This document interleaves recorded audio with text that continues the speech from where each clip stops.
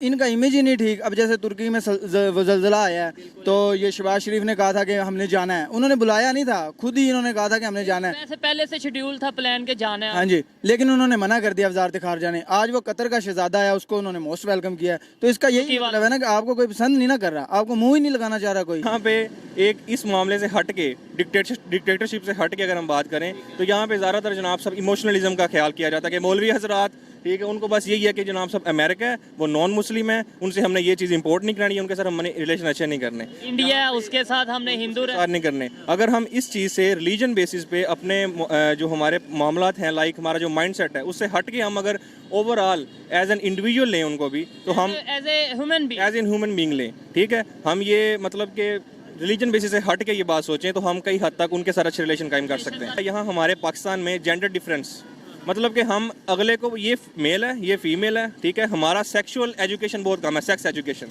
सबसे पहले तो ये होना चाहिए। जेंडर डिस्क्रिमिनेशन हो रही है। या ये जो यूथ है ना खासकर, ये आगे क्यों नहीं निकल रही? ये लकीर के फकीर बने हुए हैं। मौलवी उसने डरा दिया ये करना है, 5 दिन नमाजें पढ़ी, फिर अपने वही रूटीन पे आ गए।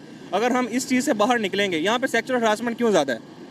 बाहर इस्लामिक कंट्री है, हमें तो इस्लाम आई थिंक सो कि बाहर वाले मुल्कों में उनका जो मतलब कि पीनस है वो वजाइना में है, ठीक है, और यहाँ पे जनाब साहब जो पीनस है वो हमारे काम में है कि वो ईमानदार लोग हैं, ठीक है, वो ईमानदार लोग हैं। सारी बात है वहाँ पे जो है वो इस तरह के लोग नहीं है जो जिस सोसाइटी में हम रह रहे हैं। ईमानदार तो हमें कहा जाता है, मतलब हम ईमानदार शायद, सॉरी टू से सर, आप भी ईमानदार नहीं है, सो मैं भी ईमानदार शायद नहीं हूँ। वो गाड़ियाँ बना के टाटा बिरला किधर का किधर पहुँच गया है, हम अभी किधर हैं? हम बाहर से इलेक्ट्रिक कार पे आ गए हैं, हम अभी पेट्रोल गंदुम इंपोर्ट ये करने के चक्रों में लगे हुए हैं। ज़रूरी मुल्क में भी यार आटे का बहरान आता है यार कभी।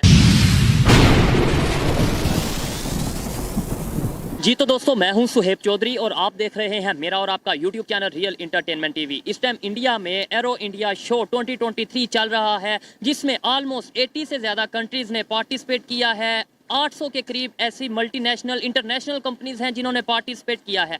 दूसरी साइड पाकिस्तान में भी अमन एक्सरसाइज नेवी की तरफ से चल रही हैं, जिसमें 108 कंट्रीज को इनवाइट किया गया, जिसमें से ऑलमोस्ट 8 से 10 ममालिक ने अपने जो जहाज़ हैं वो भेजे एक्सरसाइज के लिए। बाकी तमाम कंट्रीज नहीं आ पाई। इसी वाले से पाकिस्तान की पब्लिक से बात करेंगे। अगर इंटरनेशनल रिलेशन देखे जाएँ इंडिया के और इंटरनेशनल रिलेशन देखे जाएँ पाकिस्तान में पाकिस्तान के, तो क्या फ़र्क नज़र आता है? तेज़ी से उनके रिलेशन कैसे बढ़ते हुए नजर आ रहे हैं? दुनिया कैसे इंडिया की तरफ तेजी से जाती नजर आ रही है? पाकिस्तान को इस मुश्किल के वक्त में ज्यादा रिलेशंस की जरूरत है, रिलेशन बेहतर करने की जरूरत है।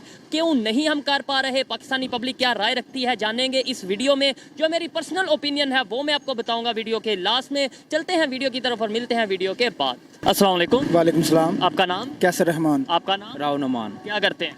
जॉब करते हैं पैकेज में। जॉब करते हैं? आप भी जॉब करते हैं? जी ठीक है। टॉपिक जिस पे वीडियो रिकॉर्ड कर रहा हूँ कि पाकिस्तान के रिलेशन अगर इंटरनेशनल लेवल पे बात करें दूसरे कंट्रीज़ के साथ, और साथ ही इंडिया के रिलेशंस की बात करें दूसरे कंट्रीज़ के साथ, तो अभी यहाँ पर पाकिस्तान में अमन एक्सरसाइज नेवी करवा रही है, जिसमें इनवाइट किया गया था 108 कंट्रीज़ को इनवाइट किया गया था। टोटल 8-10 आए हैं, जबकि इंडिया में एरो इंडिया के नाम से एक प्रोग्राम हो रहा है जिसमें तकरीबन 80 to 90 कंट्री ने पार्टिसिपेट किया है। क्या समझते हैं, क्या कहना चाहेंगे इसके ऊपर? एक तो भाई हमारा जो रिलेशनशिप है ना, इमेज है जो हमारा दूसरे मुल्कों के साथ, वो ठीक नहीं है, क्योंकि हमारी लीडरशिप है ना वो करप्ट है तकरीबन सारी की सारी।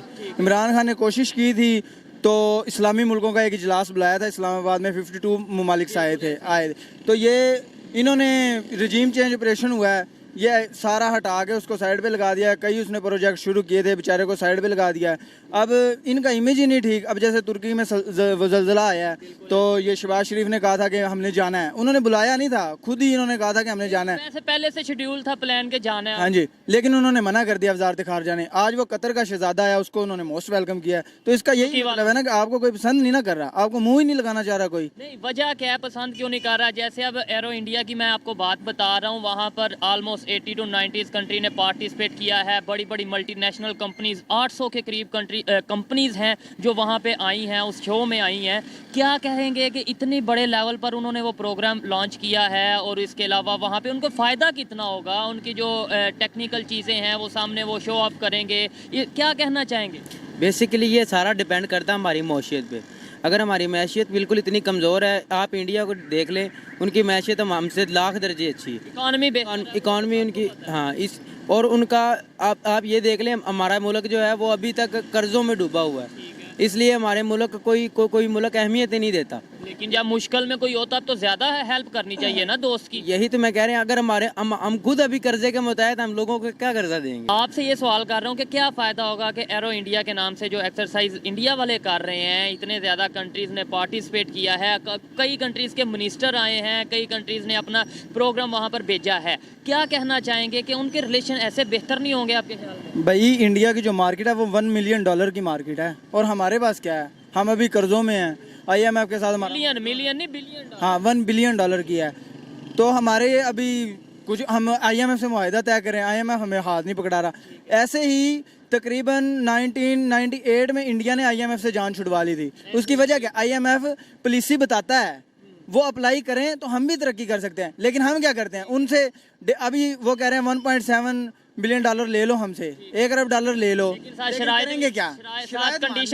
शरायत माननी नहीं। इंडिया ने आपने बोला कि भाई 1998 में आपने बोला, लेकिन ऑलमोस्ट 1993 में उन्होंने वहाँ कट ऑफ हो गए थे IMF से, ठीक है, लेकिन प्रोग्राम अपना उन्होंने खत्म किया था। लेकिन क्या वजह है कि कैसे उन्होंने जान छुड़वा ली, कैसे वो अपने पाँव पे खड़े हो गए, कौन सी पॉलिसी ऐसी थी कि बिल्कुल साथ है इंडिया और वो बेहतरी की तरफ जा रहा है और हम नहीं जा पा रहे? लेकिन भाई बात यह है कि हमें सबसे पहले तो गरीब अवाम है ना जो तबका, उसको शऊर देना पड़ेगा, अवेयरनेस देनी पड़ेगी। अब इंडिया में देखा छोटे छोटे प्रोजेक्ट हैं, हम भी छोटे छोटे प्रोजेक्ट लगा सकते हैं, लेकिन हमें पढ़ाया ही नहीं जाता स्कूलों में, हमें डराया जाता है। हम नौकरी के मुताबिक हैं, बस 30,000 तनख्वाह आ जाए, 32,000 आ जाए, 5,000 बढ़ा देते हैं। सरमायादार तबके ने गरीब अवाम को कहीं जाने के काबिल ही नहीं छोड़ा, उसने जकड़ा हुआ है, कभी ओवर टाइम के चक्रों में जकड़ा हुआ है, कभी बोनस दे के जकड़ा हुआ है। वो अपने बेचारा सोचता ही नहीं अपना बिजनेस करने के। हालांकि इस्लाम में भी है कि बिजनेस जो कारोबार है, तिजारत है, उसमें बरकत है। ठीक है, तो ऐसे हम टेक्नोलॉजी में, ऐसे हम दूसरी चीज IT की फील्ड में पीछे नहीं रहते जाएंगे। मेड इन इंडिया कितनी तेज़ी से प्रमोट कर रहे हैं इंडिया वाले। अब ये जो एरो इंडिया का जो सा एक एक्सरसाइज है या शो है, इसके अंदर भी उन्होंने जो अपने होम मेड यानी मेड इन इंडिया तेजाज हैं या परचंद हैं, उन्होंने एक तो अपना दिखाएंगे दुनिया को, और उसके अलावा फिर दुनिया को वो एक्सपोर्ट करेंगे। भाई देखें, अब आप IT की बात करें ना, IT का कोई शोबा ऐसा नहीं, व्हाट्सएप, फेसबुक, गूगल, जो मर्जी लगा लें, उसका जो हेड बैठा हुआ है ना, वो इंडिया का बैठा हुआ है, CEO। हाँ, CEO जो है वो ऐसे। अब हम IT में किधर हैं, मेडिकल में बहुत पीछे हैं। वैसे तो हम लड़ने की बात करते हैं, कोई मसला नहीं है यार, मसला ये लड़ने की क्या है यार। अब अगर कोई लॉजिकल, लेट्स सपोज जैसे हमें बताया जाता है कि हम लड़ेंगे, हम घुस के मारेंगे, यही बताया जाता है, यही है ना। तो तब कोई अगर मेरे जैसा बंदा लॉजिकल बात कर ले कि कैसे घुस के मारेंगे, टेक्नोलॉजी का दौर है, हम घुसने लगेंगे, वो पहले ही हमें काउंटर कर देंगे, तो फिर वो आगे से गुस्सा आ जाता है। एक तो भाई ये जो शिद्दत पसंद मजहबी लोग हैं ना, एक ये इंतशार बड़ा फैलाते हैं। हालांकि 27-28 करोड़ उधर भी पाकिस्तानी, हमारी टोटल आबादी इतनी है, उनके इतने मुसलमान हैं, तो मारेंगे तो मुसलमानों को भी मारेंगे ना यार साथ। तो यार क्यों ना हम उनके साथ अच्छे ताल्लुकात करके अपनी माइशियत उनके साथ एक्सपोर्ट बढ़ा के हम अपना कोई अच्छी माइशियत कर सकें, ताकि जॉब्स इधर भी मिल सकें, उधर भी जो लोग हैं उनको भी मिल सके, वो भी हमारे मुल्क आए, हम भी जा सकें। मैं इस चीज़ से 100% एग्री करता हूँ कि भाई नफरतों को ख़त्म करें, आप रिलेशन बेहतर करें। कोई भी कंट्री है, ये नहीं कि कोई इंडिया हो या कोई भी कंट्री हो, कोई भी है। अब जैसे है कि क्या कहा जाता है कि इमरान खान एंटी अमेरिका है, लेकिन वो एंटी अमेरिका नहीं है। उसने बार कहा है, हजारों बार कहा होगा कि मैं अमेरिका से बराबरी के ताल्लुकात चाहता हूँ, हम किसी के गुलाम नहीं है। तो भाई हम मुसलमान हैं, हम क्यों गुलामी करें किसी की। इमरान खान साहब ने इंडिया के साथ ट्रेड भी इमरान खान साहब ने बंद की ना भाई। अब कुछ पॉलिसियाँ उसने भी गलत की हैं। अब प्रेशर होता है ना इस्टेब्लिशमेंट का, आपको भी पता है प्रेशर होता है। अब वो बेचारा उधर रूस गया सस्ती गंदम खरीदने, सस्ता तेल खरीदने, तो उसको हटा के साइड पे लगा दिया। ठीक हो गया। तो मुझे अच्छा लगा इनसे बात करके। आपकी क्वालिफिकेशन क्या है? मैं DA इलेक्ट्रिकल किया हुआ है मैंने, ज़्यादा मतलब फिर भी बेहतर है, डिप्लोमा आपने किया है। ये जो बातें आप जानते हैं कि भाई हमें नफरतें सिखाई जा रही हैं, नफरतें ख़त्म की जाएं, हमें रिलेशन बेहतर करने हैं, ये आम पब्लिक, ये जो पब्लिक है, आम पब्लिक को कैसे बता सकते हैं हम? भाई सबसे पहले तो इन बेचारों के कंधों पे मजबूरियाँ इतनी, जिम्मेदारियाँ इतनी, इनके पास टाइम ही नहीं है। ये चक्कर इसी और रोटी पूरी कर रहे हैं। हाँ, ये रोटी खानदान की पूरी कर ले वही बहुत है। बेचारे कैसे शऊर आएगा इनके अंदर। ये तो सिर्फ भाई सस्ती दाल रोटी चाहते हैं। इंटरनेशनल लेवल पे दुश्मनी जिसे मर्जी करें, चाहे किसी से दोस्ती करो, इन्हें रिलीफ दें, थोड़ा सा रिलीफ दें, ये थोड़ा सा फ्री हों, फिर सोचेंगे अपनी आज़ादी के बारे में। वो हम फ्री होने नहीं देंगे। वो ये सरमायादार तबका सबसे ऊपर बैठा हुआ है, अभी ये थोड़े अरसे के लिए हटाया गया था, वो दोबारा मुसल्लत कर दिया गया, क्या करें। अगर इंडिया की बात करें, पाकिस्तान की बात करें, जो सा अपने डिफेंस इक्विपमेंट्स हैं ना, वो दोनों ही पहले अगर पास में जाएं तो वो कोई अमेरिका से, कोई चाइना से, कोई रशिया से ले रहा था, ठीक है। अब वो तेज़ी से अपना बना रहे हैं डिफेंस इक्विपमेंट्स, खास तौर पे अगर एयरफोर्स के हवाले से बात करें, टैंक्स के हवाले से, जैसे मैंने तेजाज का बताया है। क्या वजह है कि वो एरोप्लेन वगैरह खुद बनाने पे आ गए हैं और हम लोग अभी भी लोगों से इंपोर्ट कर रहे हैं, पैसे दे रहे हैं, यानी लोगों पे डिपेंडेंट है। अब भैया इंडस्ट्री ना 80% इंडस्ट्री बंद हुई है। उसकी वजह यह है कि हम जो चीज़ें इंपोर्ट बाहर से मंगवाते हैं ना, एलसी बंद पड़ी हुई है पोर्ट पे, हमारे पास डॉलर ही नहीं है।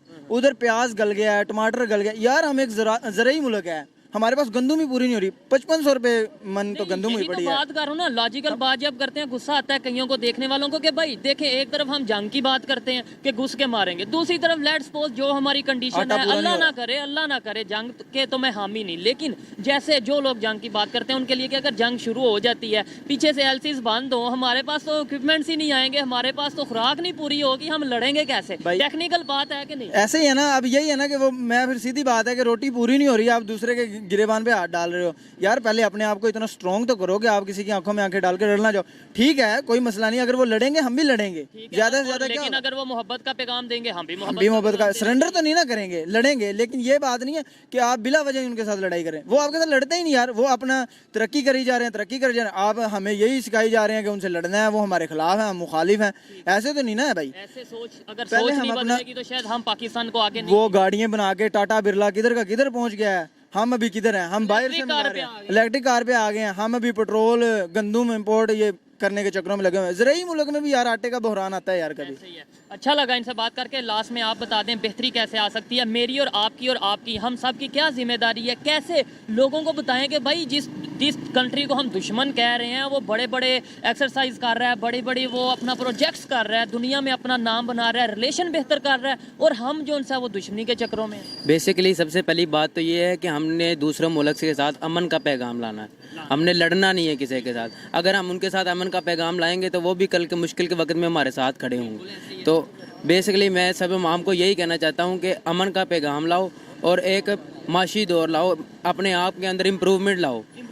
पब्लिक, पाकिस्तान की पब्लिक की बात करें, क्या वो चाहती है इंडिया के साथ लड़ाई हो? भाई आवाम जो है ना वो लड़ाई तो चाहती ही नहीं, वो लड़ ही नहीं सकती यार। जबरदस्ती नफरत डाल दो, वो जो मर्जी नफरत के बीच बोई जाओ, कोई फायदा नहीं। लेकिन एंड में यही पैगाम है कि यार हमें ना खुद मुख्तार होना चाहिए, अपनी चीजें खुद बनानी चाहिए, इंडस्ट्री लगानी चाहिए छोटी छोटी, ताकि हमें अगर वो ग्रो कर रहे हैं, वो मेड इन इंडिया के सर पे कर रहे हैं। कौन सी ऐसी कंपनी है, आईटी की आप बात कर लें, आप ऑटोमोबाइल इंडस्ट्री की बात कर लें, आप किसी भी इंडस्ट्री की बात कर लें, वो अब तेजी से अपने वहाँ पे मैन्युफैक्चरिंग कर रहे हैं। भाई यही बात है ना, हमें अपनी बनानी चाहिए चीज़ें, बाहर किसी मुल्क पे डिपेंड नहीं करना चाहिए। अगर हम किसी मुल्क पे डिपेंड नहीं करेंगे तो आज हमारी माशियत स्ट्रांग होती। हम दूसरों से डॉलर मिलता ही नहीं है, पहले ही डॉलर को सर पे चढ़ाया हुआ है, पता नहीं क्या। अपनी चीजें बनाओ, अपने यूज करो, बाहर डॉलर में बेचो। बिल्कुल ऐसे ही है। अच्छा लगा बात करके। अस्सलाम वालेकुम। जी वालेकुम सलाम। आपका नाम? My name is जुनैर Ahmad. क्या करते हैं? मैं स्टूडेंट हूँ। किस चीज़ में आप क्या स्टडी कर रहे हैं? मैं मेडिकल स्टूडेंट हूँ। मेडिकल स्टूडेंट है, ज़बरदस्त टॉपिक जिस पे वीडियो रिकॉर्ड कर रहा हूँ, पाकिस्तान के रिलेशन इंटरनेशनल लेवल पे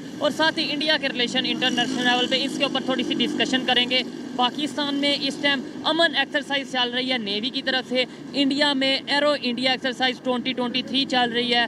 क्या कहना चाहेंगे? वहाँ पे ऑलमोस्ट 80 to 90 कंट्रीज़ ने पार्टिसिपेट किया है और यहाँ पे 108 कंट्री को बुलाया गया, जिसमें से तकरीबन 8 से 10 कंट्रीज़ ने अपने शिप भेजे, बाकी कुछ ने टीम्स वगैरह भेजी।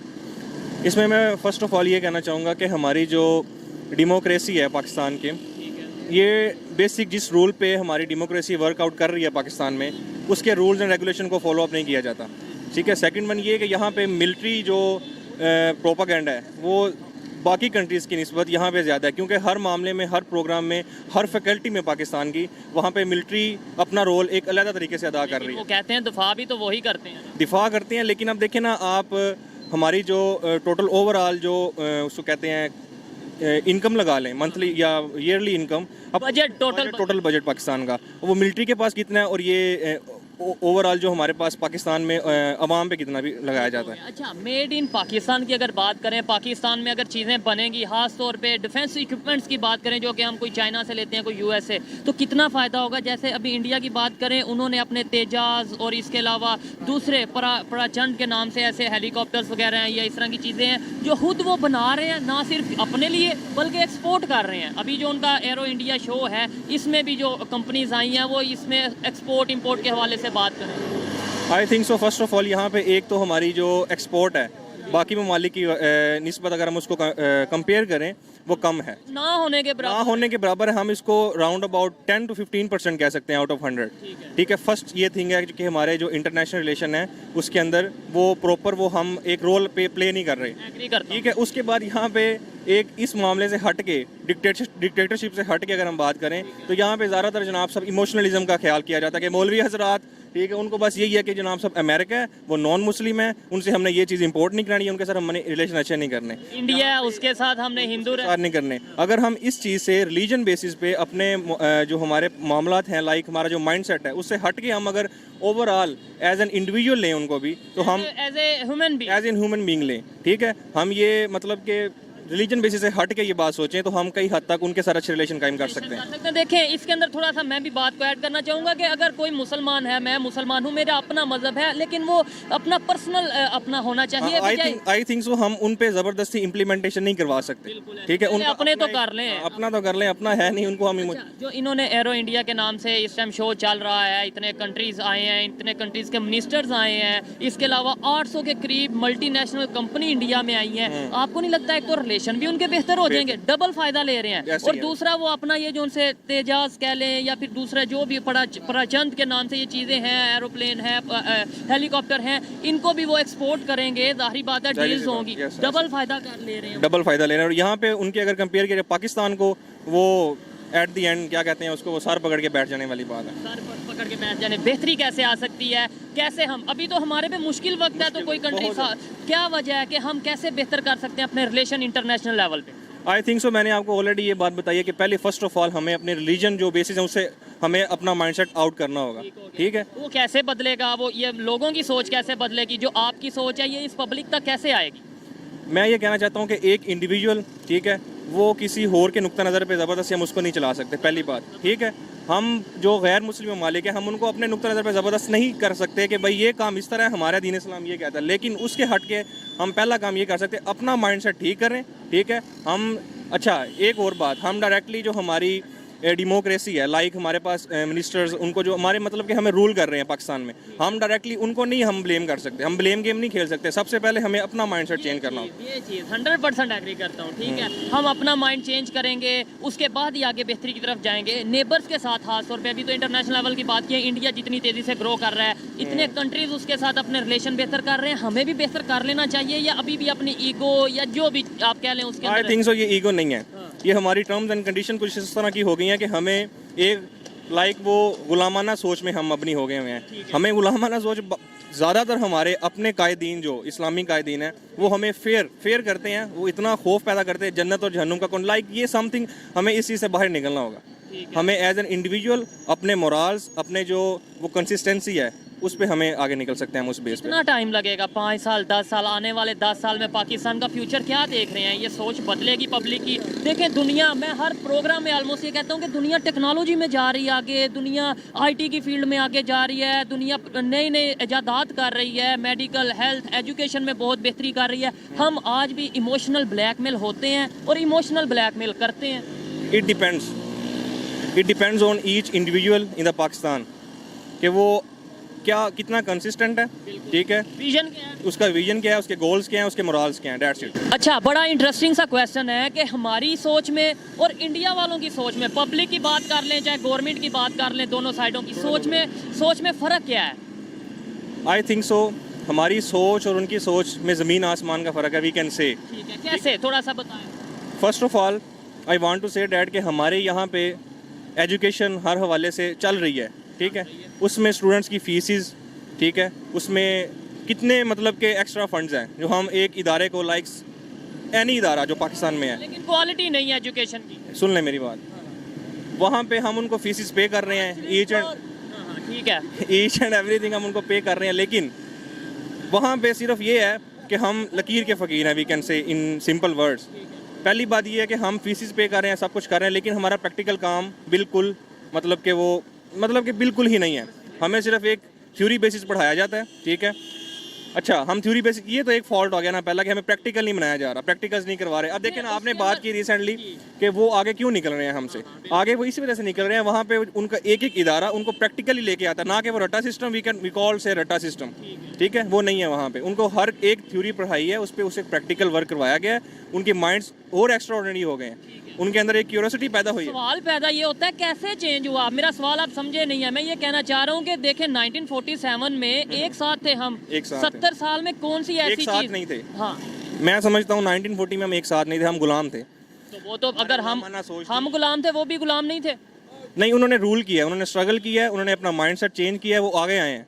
अगर उन्होंने रूल किया है, हम भी तो कर सकते थे रूल, हमने क्यों नहीं किया 1940 के बाद? ये भी एक सोचने वाली बात है। हम भी तो कर सकते थे। उन्होंने रूल किया, उन्होंने अपनी जनाब साहब वो काफ़ी उन्होंने अपने आप को आगे लेके गए, एक अपने मतलब कि कंट्री वाइज हर हवाले से उन्होंने अपने आप को अब रूल कर रहे हैं एट द स्पॉट। अब पूरी दुनिया में रूल कर रहे हैं, 5वीं बेशक बड़ी इकानमी बन गए हैं। कोई अमेरिका हो या चाइना हो, हर बंदा, हर कंट्री बात करने से पहले सोचता है कि हमने स्टेटमेंट क्या देनी है। एक चीज़ यहाँ पे हो रहा है, यहाँ हमारे पाकिस्तान में जेंडर डिफरेंस, मतलब कि हम अगले को, ये मेल है, ये फीमेल है, ठीक है, हमारा सेक्सुअल एजुकेशन बहुत कम है, सेक्स एजुकेशन सबसे पहले तो ये होना चाहिए। जेंडर डिस्क्रिमिनेशन हो रही है। या ये जो यूथ है ना, खासकर ये आगे क्यों नहीं निकल रही? ये लकीर के फ़कीर बने हुए हैं। मौलवी उसने डरा दिया, ये करना है, 5 दिन नमाजें पढ़ी, फिर अपने वही रूटीन पे आ गए। अगर हम इस चीज़ से बाहर निकलेंगे, यहाँ पे सेक्सुअल हरासमेंट क्यों ज़्यादा है? बाहर इस्लामिक कंट्री है, हमें तो इस्लाम आई थिंक सो कि बाहर वाले मुल्कों में उनका जो मतलब कि पीनस है वो वजाइना में है, ठीक है, और यहाँ पे जनाब साहब जो पीनस है वो हमारे काम में है। उन्होंने काम अपनी वो उनकी नीड है, ठीक है, उनका एक नेचुरल नीड है। यहाँ पे क्या है, यहाँ पे हमारा सेक्सुअल डिफरेंस बहुत ज़्यादा है। आई थिंक सो यूथ को सबसे ज़्यादा ख़राब करने वाली चीज़ ये है कि हम एक इंसान को फीमेल है, यार ये फीमेल है, इसके साथ इसके पास कोई एक्स्ट्रा ऑर्डिनरी पार्ट्स हैं बॉडी में। हमारे ऑलरेडी मतलब एक इदारे में जाते हैं हायर एजुकेशन के लिए, वहाँ पे भी हमारी यही होती है कि यार एक गर्लफ्रेंड, एक बॉय, डैट सिट, यहाँ पे 4 साल फलानी लड़की नहीं सेट करनी है, वो नहीं हुई तो फलानी की भी।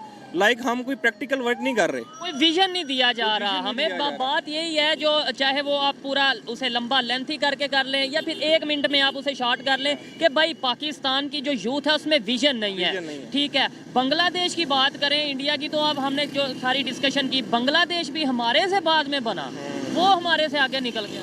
It's all about vision. उसके अंदर ये है, इंडिया के साथ तो काफ़ी डिफरेंस आ जाता है जी। उनका कल्चर कहते हैं डिफरेंस, उसके अलावा मज़हब भी हम कहते हैं कि डिफरेंस है, ठीक है, सारा कुछ। लेकिन बांग्लादेश इस्लामिक कंट्री भी है, हमारे से बाद भी बना और गरीब भी था। मतलब एक तो ये है ना कि हम ये कह देते हैं कि उनके पास आबादी बहुत ज़्यादा है इंडिया वालों के साथ, इसलिए कंपेरिजन ना करो। बांग्लादेश की क्या रीज़न है? Bangladesh, I am unaware totally about Bangladesh, मैंने उसकी हिस्ट्री नहीं पढ़ी, लेकिन अगर इन रिगार्ड्स के ब्रिटिश और फ्रांस, उनके हवाले से देखा जाए तो उनकी ये रीज़न यही है जो मैंने ऑलरेडी आपको बता दिया है। अगर इसको समराइज़ किया जाए तो हमारे पास बहुत ज़्यादा इस तरह की चीज़ें हैं। अगर हम सिंपल एग्जांपल लें, हमारे पास ये मोबाइल फ़ोन है, ठीक है, हम मोबाइल फ़ोन का हमारे इसमें हम वो काम कर रहे हैं जो कि हमें उसकी नीड नहीं है, हम अपना टाइम वेस्ट कर रहे हैं, ठीक है, पता नहीं क्या क्या सर्च कर। अब देखिए, उन्होंने उसको बनाया, ब्रिटिश, ठीक है, गोरे जिसे कहते हैं, उन्होंने उसको बनाया, लेकिन उन्होंने उसको अपनी ज़रूरत तक रखा हुआ है, ठीक है। यहाँ पे हमारी यूथ ज़्यादातर मोबाइल पे इतना एक्स्ट्राऑर्डिनरी टाइम दे रही है, इतना एक्स्ट्रा, लेकिन वो अपने विजन से हट रहे हैं इस वजह से। अब माइंडसेट इसके पीछे क्या है? माइंडसेट मोबाइल बनाने वाले गोरे का है। वो क्या कहता है, उसने हमें इस काम में फंसा दिया, ठीक है। पाकिस्तान के जनाब साहब वो यूथ जो है वो इस काम में लगी हुई है। तो क्या वो उन्होंने जो मोबाइल बनाया सिर्फ पाकिस्तान की यूथ के लिए बनाया, कि पाकिस्तान की यूथ बिजी रहे और हम आगे निकल? आई थिंक सो कि हमें इसका गलत इस्तेमाल हम खुद कर रहे हैं। मैंने आपको बताया ना कि हम पहले अपने माइंड से इसको चेंज करेंगे। वो उनका काम क्या है, वो इसको सिर्फ एज एन इंस्ट्रूमेंट यूज करते हैं। ये बड़ा कंसेप्ट रहा है और अभी भी शायद बहुत से लोगों का कि शायद जितनी भी इजाद दुनिया में होती है, मोबाइल हो, लैपटॉप हो या कोई भी आईटी के हवाले, वो इस्लाम के अगेंस्ट होती है, वो मुसलमानों को वर्गलाने के लिए होती है। फोन वीडियोस अगर बनती हैं वो भी मुसलमानों के अगेंस्ट हैं कि भाई मुसलमान क्यों देखते हैं? मुसलमान क्यों देखते हैं? क्वेश्चन इज ये मैं भी आपसे पाकिस्तान में सर्च किए जाने वाली, मैं आपको बताऊं तो मतलब डाटे के मुताबिक अगर बताऊं तो टॉप सर्च जोन से हैं उसके अंदर इस तरह की चीजें आती हैं पाकिस्तान में। ऐसा ही है, बिल्कुल। मैंने आपको ऑलरेडी बता दिया कि हमारी vision, it's all about vision, goals and consistency. हमें चीजें सीखनी चाहिए नेबर कंट्री से। इंडिया की बात कर लें, जैसे वो चाहिए, आई थिंक सो प्रैक्टिकल होना पड़ेगा हमें। सीखेंगे, पहले एक्सेप्ट करेंगे, सबसे पहले एक्सेप्ट करेंगे कि हाँ यार वाकई वो आगे जा रहे हैं। हम तो यहाँ एक्सेप्ट करने के लिए नहीं तैयार हो, भाई नहीं इंडिया की बात ना करो यार, आप सीखने के लिए बात कर रहे हैं, करनी चाहिए या और नहीं? अगर यहाँ पे हमारा एक काम हमें एक मतलब आउट ऑफ 100 10% जो यूथ है या पीपल है वट एवर, वो अगर प्रैक्टिकल होना चाह रहे हैं, उनको कोई प्लेटफॉर्म नहीं मिलता। प्लेटफॉर्म नहीं मिल रहा, या फिर उन पे टैग लग जाते हैं कि भाई ये देखो ये तो पाकिस्तान के अगेंस्ट बात कर रहा है, ये तो कंट्री के अगेंस्ट बात कर रहा है, पता नहीं जैसे आप मजहब के अगेंस्ट बात कर रहे हैं। उसको ईथिस्ट के नाम से बस आगे आप समझ सकते हैं। चलें जी, काफ़ी बातें इनसे की, अच्छा लगा बात करके। ऐसे जो यूथ है, ऐसे स्टूडेंट्स हैं, होंगे तो होप भी ज़रूर मौजूद होगी। आइए मजीद किसी से बात करते हैं। बहुत शुक्रिया जी। Thank you, welcome. अस्सलाम वालेकुम। जी वालेकुम सलाम। आपका नाम? मोहम्मद यासिर। क्या करते हैं? सर मैं इधर पढ़ रहा हूँ। अभी पाकिस्तान नेवी की तरफ से एक एक्सरसाइज की जा रही है जिसे कहा जा रहा है अमन एक्सरसाइज 2023, जिसमें 108 कंट्रीज को इनवाइट किया ऑलमोस्ट, जिसमें से 8 कंट्रीज ने अपने शिप्स भेजे एक्सरसाइज में पार्टिसिपेट करने के लिए, बाकी वैसे कुछ कंट्रीज ने अपनी टीमें भेजी। इतने ज्यादा कंट्रीज को इन्वाइट किया, एक्सरसाइज में सिर्फ 8 कंट्री आए। दूसरी साइड पे इंडिया में एरो इंडिया के नाम से एक एक्सरसाइज चल रही है, एरो इंडिया 2023, एयरफोर्स के हवाले से या फिर डिफेंस इक्विपमेंट्स के हवाले से। उसमें ऑलमोस्ट 80 कंट्री ने पार्टिसिपेट किया है। 800 के करीब मल्टीनेशनल कंपनीज ने पार्टिसिपेट किया है, इंटरनेशनल कंपनीज ने। क्या वजह है उनके रिलेशन इतनी बेहतरी की तरफ? जारी बात है सर, उनकी जो मुल्क की इकॉनमी है, उनके जो मौजूदा हालात हैं, वो हमसे तो बहुत ज़्यादा, काफ़ी ज़्यादा वो बेहतर है। बात यह है कि हम अपने मुल्क में रह कर या हम दूसरे जो ममालिक हैं उनको हम क्या प्रोवाइड कर रहे हैं, उनको हम कोई हेल्प तो ना प्रोवाइड नहीं कर रहे। जब अब जिस तरह के अब मौजूदा हालात हैं, जिस तरह के पाकिस्तान में कोरोना था, फिर उसके बाद ये सैलाब आया, ठीक है, ये चीज़ को मैं उसके साथ रिलेट करूंगा कि जिस तरह के अभी तुर्की में जो जलजला आया, वो भी हमारे भाई हैं। मुझे आप बताएं कि हम उनके लिए हम लोग क्या कर सकते हैं। ये सोशल मीडिया देखें, हर बंदा ये बात कर रहा है कि पाकिस्तानी क्या कर पा रहे हैं, जबकि मुश्किल के वक्त में तुर्की हमेशा हमारे साथ। हम इस टाइम तुर्की के ऊपर तुर्की पर जो है वो हालात उसके ख़राब हो गए। हमारे बहन भाई जो है वो मुश्किल में है। हाँ, आप मुझे बताएं क्या पाकिस्तान इस हालात में जो हमारे मौजूदा हालात हैं, इस हालात में उनकी कुछ मदद कर सकता है? ठीक है, हमारे वज़ीर आज़म साहब जो हैं वो, आपको जारी बात है, इसमें ये किसी से लुकी छुपी बात तो नहीं है। इस कंडीशन में इंडिया ने बड़ी हेल्प की है। आपको पता होगा, सोशल मीडिया आपने देखा होगा कि उनकी प्रॉपर आर्मी भी गई है, उन्होंने वहाँ पे मेडिकल कैंप लगाए हैं। बहुत ये आपकी जो आपने अभी जो पहले मुझसे जो क्वेश्चन किया है कि जी हमारे जो रिलेशन है वो क्यों ख़राब है, सर देखें ना, उनके ऊपर मुश्किल हालात आए हैं, उनको नज़र आ रहा है कि इनके अगर हालात ठीक होंगे, और होने ही है ठीक, एट दी एंड ऑफ तो ठीक तो होना ही होता है हर चीज़ में। जब उनके से हालात ठीक होंगे तो सारी बात है वो उनके लिए हेल्पफुल साबित होगा ना। गिव एंड टेक का मामला ना इंडिया वालों के लिए, इंडिया वालों के लिए बिल्कुल। ठीक है। इसके अलावा इंसानियत को भी अगर बात की जाए, ओवरऑल देखें इस टाइम पे अगर बात की जाए, इंडिया एक तो इंटरनेशनल लेवल पे रिलेशन भी बेहतर कर रहा है, दूसरा अपनी इक्विपमेंट्स, डिफेंस इक्विपमेंट्स की बात करें, वो भी एक्सपोर्ट कर रहा है, तेजी के साथ एक्सपोर्ट बढ़ा रहा है। दूसरे कंट्रीज इंटरेस्ट ले रहे हैं इंडिया की मेड इन इंडिया एटम्स में। जी सर, बिल्कुल आप बजा के फरमा रहे हैं। उसकी वजह ये है कि वो ईमानदार लोग हैं, ठीक है, वो ईमानदार लोग हैं। सारी बात है वहाँ पे जो है वो इस तरह के लोग नहीं है जो जिस सोसाइटी में हम रह रहे हैं। ईमानदार तो हमें कहा जाता है, मतलब हम ईमानदार, शायद सॉरी टू से सर, आप भी ईमानदार नहीं है, मैं भी ईमानदार शायद नहीं हूँ, ठीक है। हम में कोई भी बंदा अपना जो है ना, अपने जो हमारे ऊपर फ़र्ज हैं सर, हम रिस्पॉन्सिबिलिटीज हम वही अच्छे तरीके से नहीं अदा कर रहे सर। एक एज अ मुस्लिम, एक एज अ पाकिस्तानी सर, हम अपनी किसी किस्म की कोई भी रिस्पॉन्सिबिलिटी हम अपनी अदा कर ही नहीं रहे as a human being sir. हमसे थर्ड क्लास कौम कोई हो ही नहीं सकती। नहीं, ये देखें, ये क्रिटिसाइज, ठीक है, क्रिटिसाइज कर लेना चाहिए, मैं भी बहुत क्रिटिसाइज करता हूँ, लेकिन प्रोडक्टिव और ऐसे, ये आपको नहीं लगता कि भाई के नाम लेते हैं ऐसे हो भी खत्म हो गई? आप कहेंगे कि हमारे से थर्ड क्लास कंट्री कोई नहीं है सर। मेरा कहने का मतलब वो नहीं है, शायद थर्ड क्लास का वर्ड का चुनाव अल्फाज बिल्कुल वो इससे थोड़ा सा वो हो गया जी। बिल्कुल, मैं आपने जो इनकी ओपिनियन थी मैंने आप तक पहुंचाई, आप एग्री डिसएग्री कर सकते हैं। इस हवाले से मेरी पर्सनल ओपिनियन की बात की जाए तो मैं यही कहूँगा कि देखें, हम तभी कोई कोई दुनिया के किसी कंट्री के साथ अपने रिलेशन बेहतर कर पाएंगे जब हमारे पास कोई चीज़ होगी उन्हें देने के लिए, जब हमारे पास कोई कम अज़ कम बात होगी अपनी बात पर स्टैंड करने के लिए। और दूसरे नंबर पे अगर इंडिया के रिलेशन नेबर्स के साथ या इंटरनेशनल लेवल पे बेहतर हो रहे हैं, उसकी एक मेन रीज़न मैं ये समझता हूँ कि इंडिया अपनी एक्सपोर्ट्स को दिन ब दिन बढ़ा रहा है और दूसरे कंट्रीज़ का फिर कहीं ना कहीं मुफाद होता है। चाहते ना चाहते रिलेशन बेहतर करना इंडिया के साथ मजबूरी बन चुकी है दुनिया की। पाकिस्तान को भी चाहिए कि अपने आप को पहले ठीक करें, अपने जो अंदर मसाइल हैं, जो मिस मैनेजमेंट चल रही है, इनको दूर करें, उसके बाद फिर अपने नेबर्स के साथ रिलेशन करें। नेबर्स के साथ बेहतर होंगे तो दुनिया के साथ भी रिलेशन ज़रूर बेहतर हो जाएंगे। ये मेरी पर्सनल ओपिनियन है, आप एग्री डिसएग्री कर सकते हैं। वीडियो कैसी लगी कमेंट में ज़रूर बताइएगा। मिलते हैं नेक्स्ट वीडियो में, तब तक के लिए पीस आउट, अल्लाह हाफिज़।